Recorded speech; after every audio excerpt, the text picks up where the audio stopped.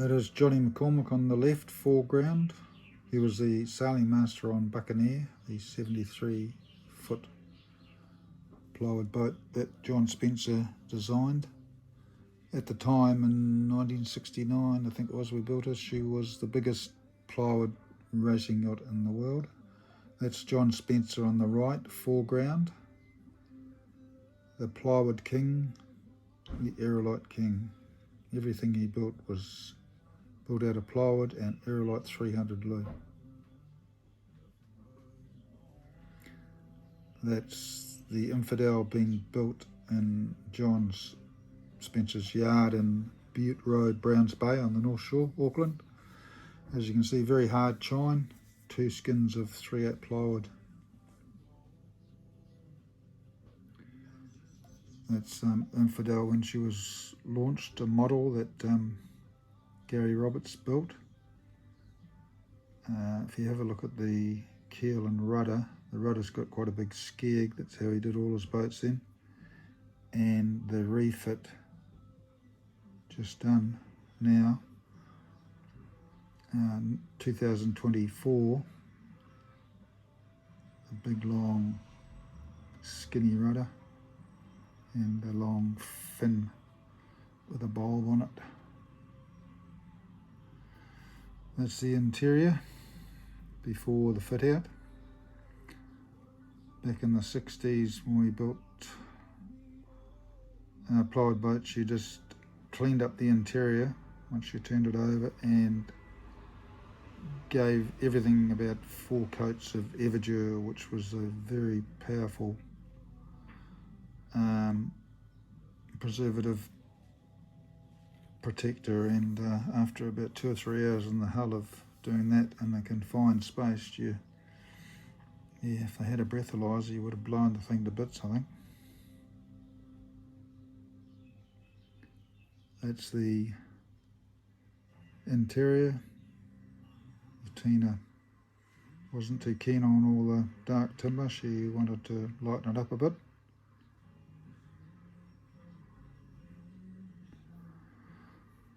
That's the interior after it's been lightened up with white paint with all the sails in the forepeak. That's the lightweight cooker for racing. Engine she fitted. It was originally built without an engine. That's the new interior. A bit lighter and brighter. Yeah, when they started the refit, they stripped the whole hull back to bare plywood, checked for any defects, and then coated in 2 layers of carbon fibre cloth with epoxy resin.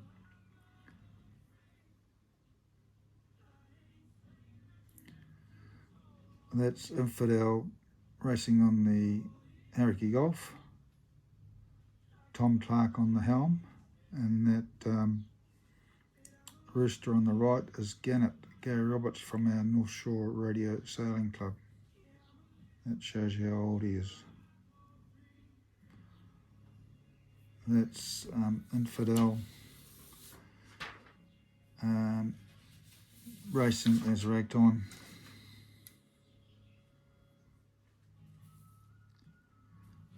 When she did the Transpac, she served for 2,225 miles from LA to Honolulu.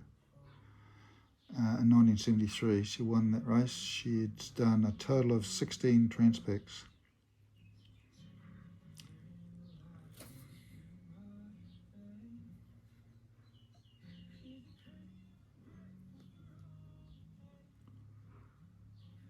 So they're all done up.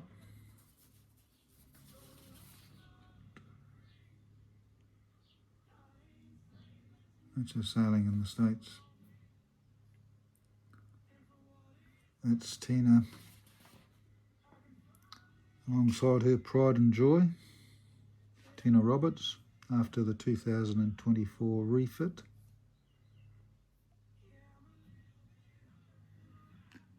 after the refit, she was originally when she was launched, she's £24,000, and after £22,000, so they lost £2,000 in weight. It's the relaunch.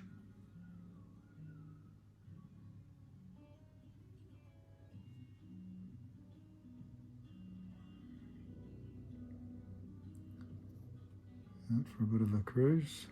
That's Tina on the helm in the yellow jacket. Tina again.